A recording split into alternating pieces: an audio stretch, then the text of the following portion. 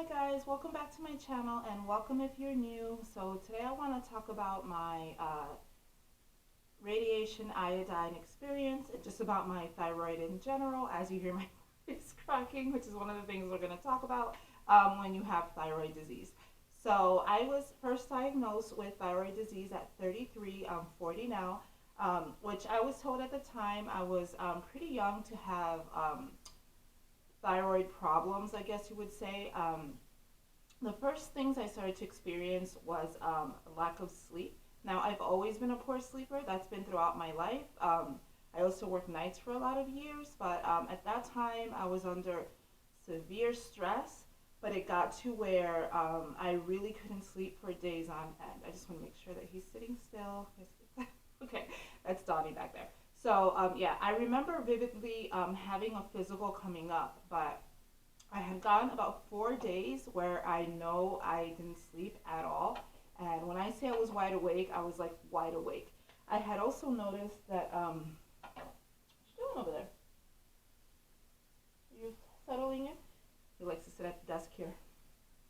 Good boy. So I had also noticed that a lot of the times when I was sitting down just watching TV, my heart would be racing, and I would feel super anxious. So again, it was during a very stressful time in my life. So I really thought that it was just me not being able to cope well with the stress I was experiencing. But right around the time when I was really struggling with the sleep, I thought to myself, like, I can't live like this. Like I felt like, when is this gonna end? Like when things started to get a little bit better, it wouldn't end. So I just felt like it wouldn't end. And I can remember one particular isolated incident where I was very upset over something, and I remember lying down in bed and feeling almost like a hard swallow, like I had swallowed a ball, which is a very odd thing to say, but I really feel like that's right around the time when something went funky with my thyroid because I just felt that odd feeling in my throat, and I never felt anything like that before. Um, and I haven't felt anything like that, not that particular sensation since. I feel like that's when it like cracked, so to say, so to speak. So yeah, again, I had my physical coming up soon. So when I went for my physical, I think this had happened off and on for about a month. But like by week 3, I went to my physical, and I had mentioned to her I was dealing with a lot of stress and anxiety, and not sleeping. So the doctor did end up prescribing me something for my anxiety, and I did tell her I was going through a very hard time. So of course there's like life stress, but she also like just kind of looked at my throat and she said, "Have you ever checked your thyroid?" And I said no, and she says, "You know, it looks enlarged and it feels enlarged." She said, "Did you not notice it looked enlarged?" And I thought to myself, no. Who looks at their neck, right? So um, she said, "Well, I want you to go check it out." So, okay, fine. She gave me something for anxiety. I did start sleeping a little better after that, and I did, like, over time think, like, okay, like, life was getting a little bit more in balance, and this medication will help. And like I said, I did start kind of sleeping normally again. So it was all kind of getting better, but not how it was. But I just thought it would be like taking time, right? So I did end up going to following up with an endocrinologist. I want to say just a couple weeks after that, where he did run tests, and he did. I'm trying to think offhand what the first test he did was. Of course, they do a blood test before anything. So they did run a blood test, and then I remember having, I guess, like a CAT scan type of thing. I'm sorry, I'm fuzzy because again, I was 33 at the time. I think it's like a CAT scan where they just kind of look over your throat and see what's going on. I almost want to say it's like a sonogram type of thing. Um, I don't recall. I'm sorry. I should have maybe like looked it up in my medical chart like online, but I didn't. So yeah. So when I followed up with the endocrinologist, he had said, you know, I looked at your chart, and after running the tests, you do have hyperthyroid. He said so when hyper means it's overproducing the thyroid hormone. So it wasn't something like over the top concerning at the time, but he did put me on methimazole, and he said, so the way it works is most people, particularly given my age, will go on the methimazole for 18 months, so roughly 2 years, and then the body will regulate itself forever and ever, and you never have to take it again. And I was like, oh, so I was like, this is great. It's going to be a temporary problem and like a light at the end of the rainbow. Okay, 2 years is a long time, but there's an end to it. So I took the methimazole, and so at first, I would say for about a good year, I saw little to no change with my body and the way I felt things. My thyroid didn't get worse. It also didn't get better. At one point, it just stabilized for a very long time. And like close to that year, it just is high, but it's stable high, not scary high. Um, I did experience a little bit of weight gain. I did experience like the palpitations just became part of my life. It didn't help with the palpitations, but I felt functional. I could still exercise. I can still balance my life. I slept better, so it was okay. So that was year one. Year two kind of stayed the same. Good months, bad months. He did adjust my medication. I want to say once with the methimazole where he did have to increase it.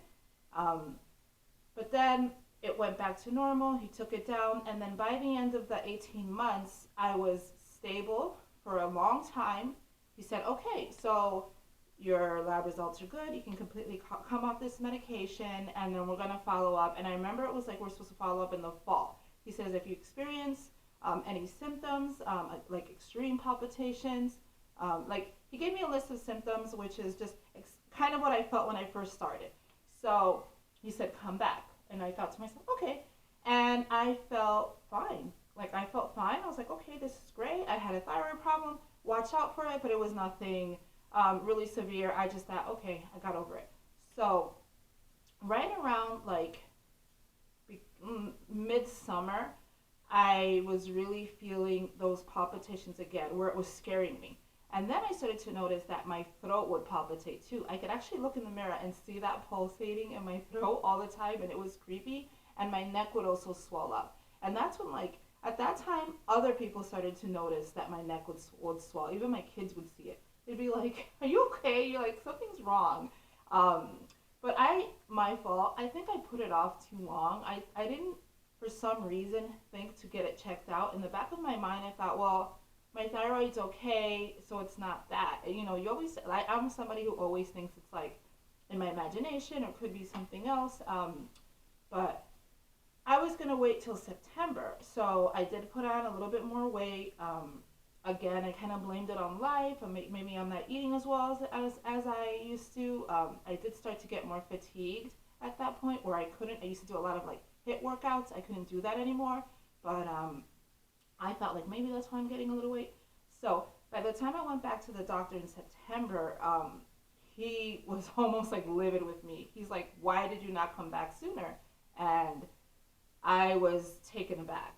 He had said my numbers were out of control. It was at a dangerous level where I could develop a heart arrhythmia with how bad my numbers had gotten with my thyroid. He's like, immediately, we have to take care of this. It's actually at a dangerous level. And I was just like, what? Like, what is going on? Like, how can it go from completely normal to, oh my God, this can really hurt me within a matter of months? But that's how thyroid works, right? It's how your thyroid works. Your thyroid controls so many things in your body. So he put me back on the methimazole and to see how I was doing. And then so from September to I want to say like January, my numbers were okay, but my body had taken a toll. I don't want to say quickly, but steadily. Like a continuous stream of problems were happening. My weight was getting so out of control so quickly, and my fatigue was overwhelming. Like I couldn't handle my fatigue anymore. That's when I started to have like whenever I would sleep, I would feel choking sensations, like somebody was strangling me, which is kind of like an odd thing. But I also got to where I couldn't wear scarves. I haven't worn a turtleneck since. I can't wear a turtleneck. I can't wear anything like tight like necklaces that are too close to my throat.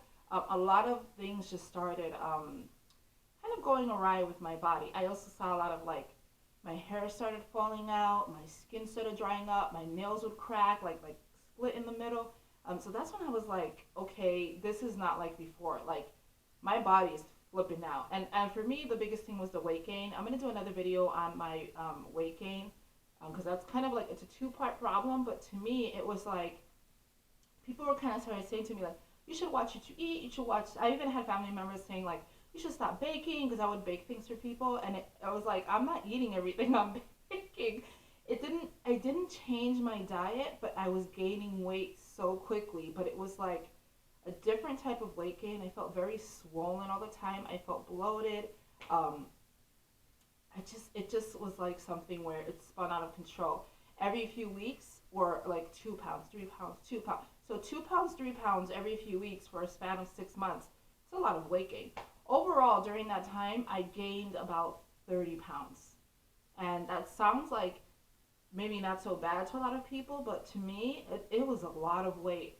None of my clothes fit. I was constantly shopping just to keep up with the weight. I started getting very embarrassed. And again, I'm going to do a whole other thing on like my weight struggles. But for that, that's when it started getting like to be a problem. So come around, I want to say it was January or February, the doctor had eventually told me, so nothing's getting better. You've been on this medication this amount of time. Your numbers are really not getting better. It's gotten to where you just need to address this. You need to either remove the thyroid, or option number 2 is do the radiation iodine. So I thought about it. I mulled it over. He said, normally we don't do the thyroid surgeries anymore. It's not very safe. There's a lot of risk involved, so they don't like to go in and cut it out how they used to years ago. So he recommended the radiation iodine. Now, I know I had a coworker who did the radiation iodine, and it didn't take the first time. She ended up having to do it twice, which is what really terrified me. And I thought to myself, I don't want to put my body through that and then have it not even work, right? So I mulled it over, but he told me, you really can't take too long on this. You need to figure something out. So I did my research, and then I kind of thought, I felt stuck. I knew we had to fix it. I didn't want to do that. There weren't a lot of options. And then I started like reading a lot of things about do this diet and do this diet. But I knew that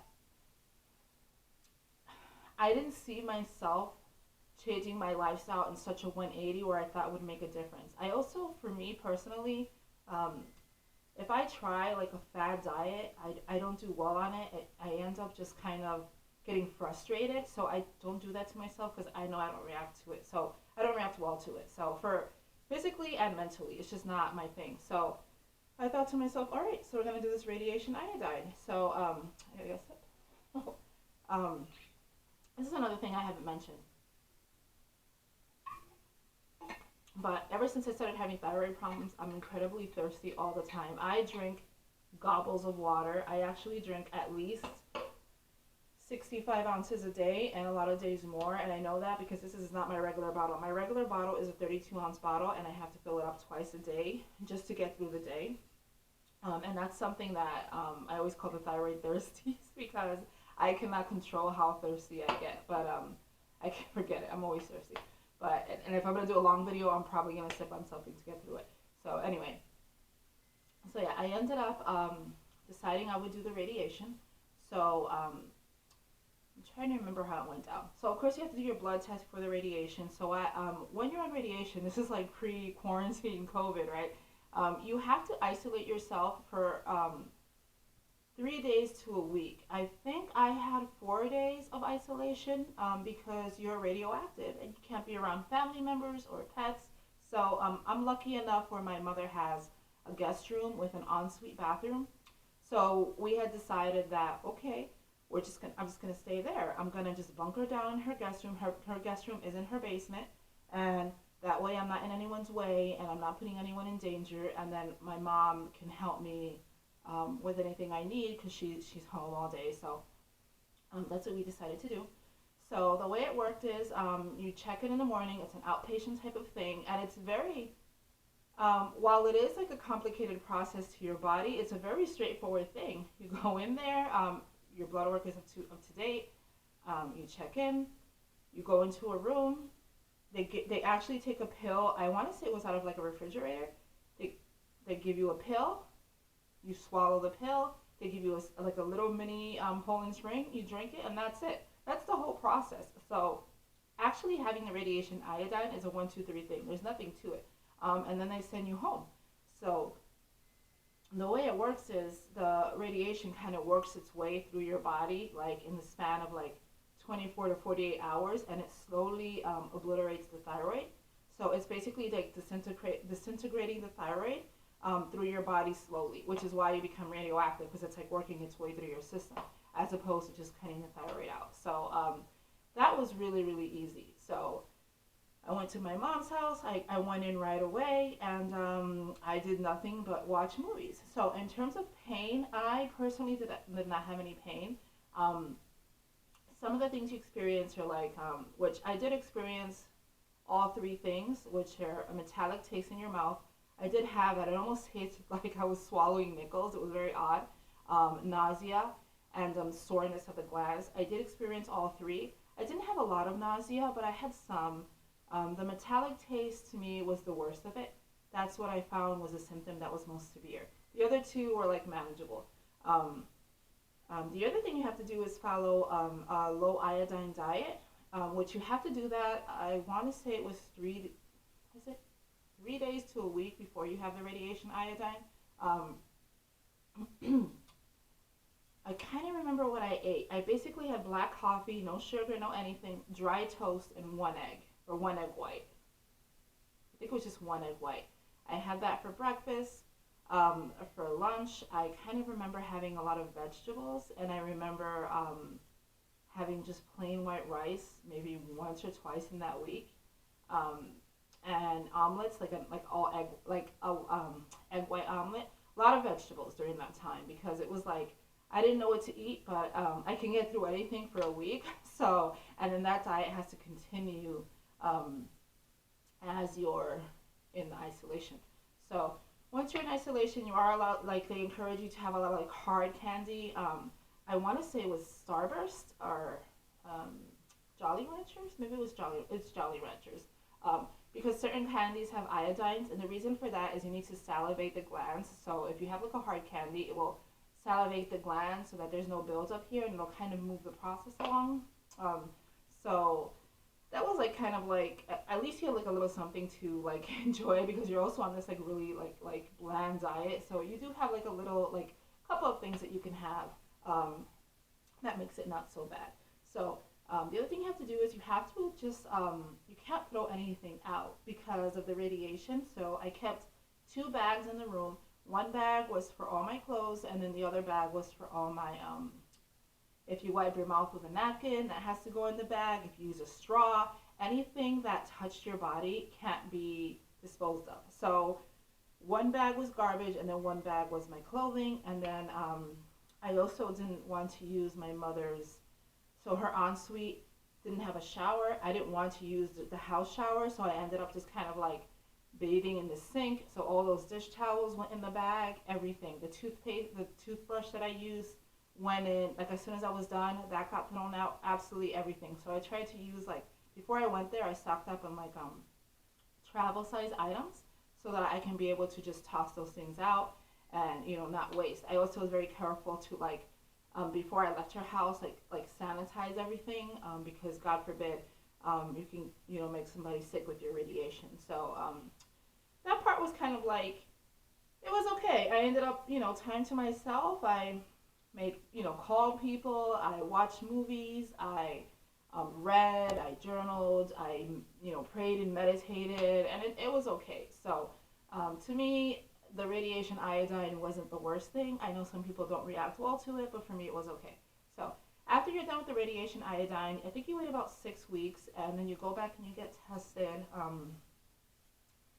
After you do that, your lab work will be out of control. So my numbers were all over the place, crazy, because it takes your body a while to kind of regulate. So it's funny because while that process wasn't bad, the after was bad for me. I had really horrible mood swings for about a month after.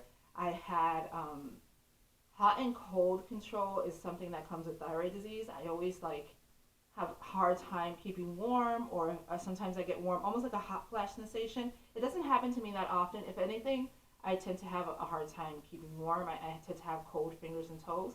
But during that time, I would have like really horrible hot flashes where I would just start sweating and I feel like I didn't even put deodorant on. It would be so bad. And I would get so irritable and so emotional where I didn't even recognize how I was behaving. Like I didn't even recognize why I was so angry, and I'd have to remind myself, oh, this is from the radiation iodine.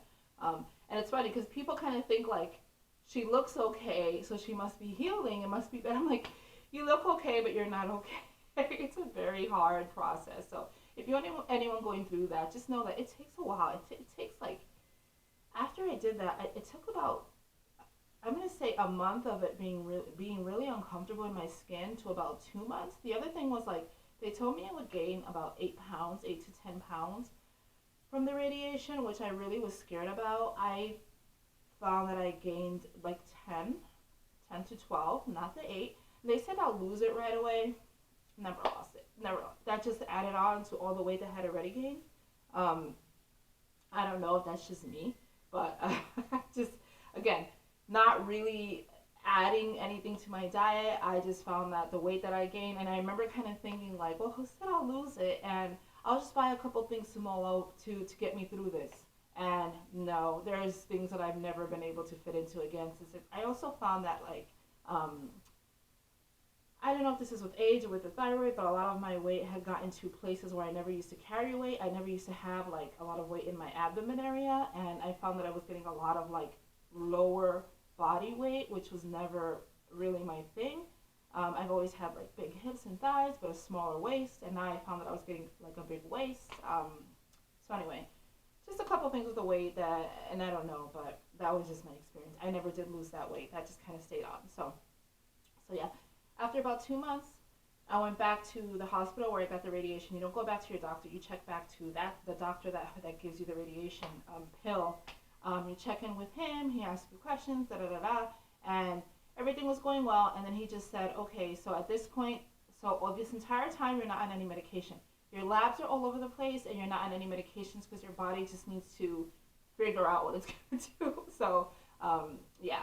When I went back to him, he cleared me to go back on medication. So now this time, the whole point of the radiation iodine is so that my thyroid can stop being hyper, and now it's going to be hypo. And the reason for that is if your thyroid is hypo, if it's low producing, they can replicate producing the thyroid hormone with synthroid, the artificial hormone. So that is easier to control. So it's safer than hyper because the hyper does affect your heart and it's just harder to keep at bay. So at that point, I was dropping hypo. But by the time I got to him, I guess I'm always waiting like a little too long. By the time I got to him, and I remember kind of reporting, I called my doctor and the nurse wouldn't let me talk to him. She's like, oh no, you have to make an appointment. And I told him I was having a really difficult time with the fatigue. It had gotten to where I would come home from work. It took me everything I had to shower, do the dishes, and go to bed. My fatigue was so horrible at that time. So when I went back to the radiation iodine doctor, he's like, okay, now you're really, really hypo. You need to get back on medication right away. So at that time, because I was like getting my hormone levels were so low, they started me on Synthroid 75 milligrams out the gate, just to get me like kind of functional, which I remember feeling better like within the week. I was like, okay, finally, because at least I wasn't like so dead tired. I knew that it was the thyroid, but it got to where like I could not shake that fatigue. So I stayed in the 75 milligrams for about 2 months. Some things I started noticing that were changing with my body were I started to notice my ankle swelling.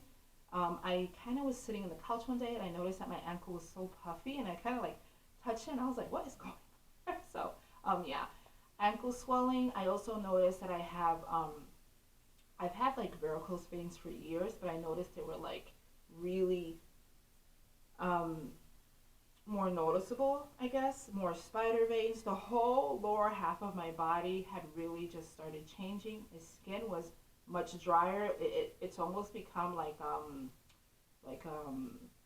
shiny looking from being so dry. I don't know what else to call it, but like I noticed a lot of change in my lower half of my body. The swelling of the ankles, the dryness of the skin, the veins, like that kind of like, and I don't know if that had anything to do with it, but I just started to notice like that wasn't that way before.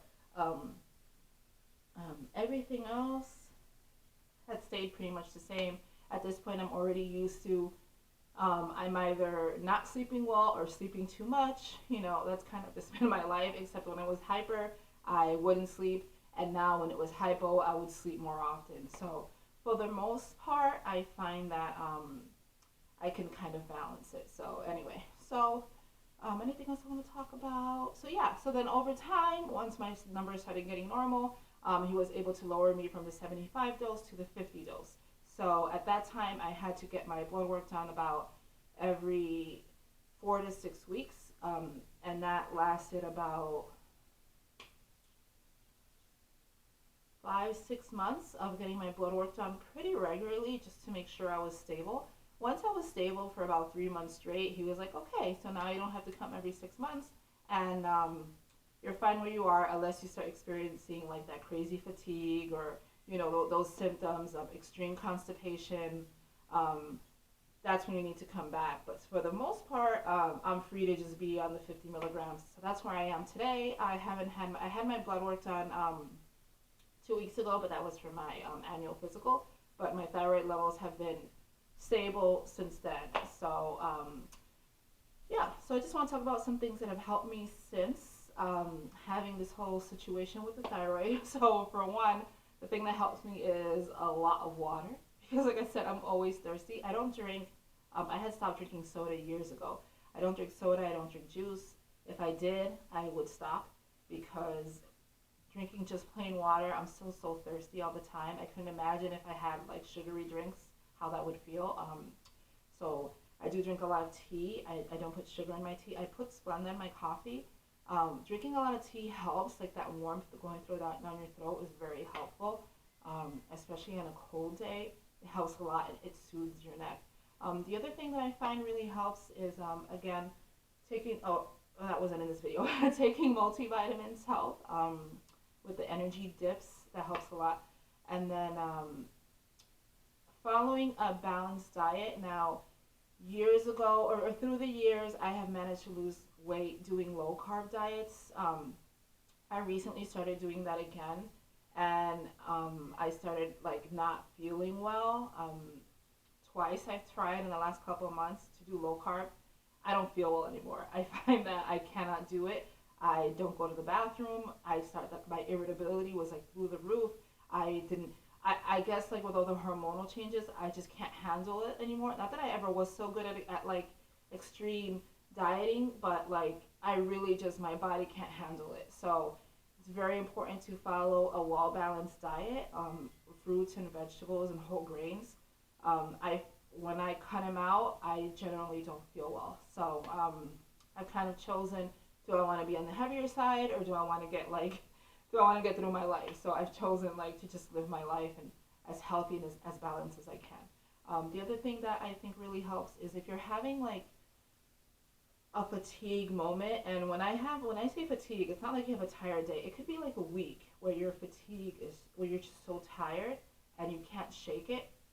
I used to feel guilty just coming home and resting. I don't do that anymore. If I'm tired, I just have a tired day. I'm like, you know what?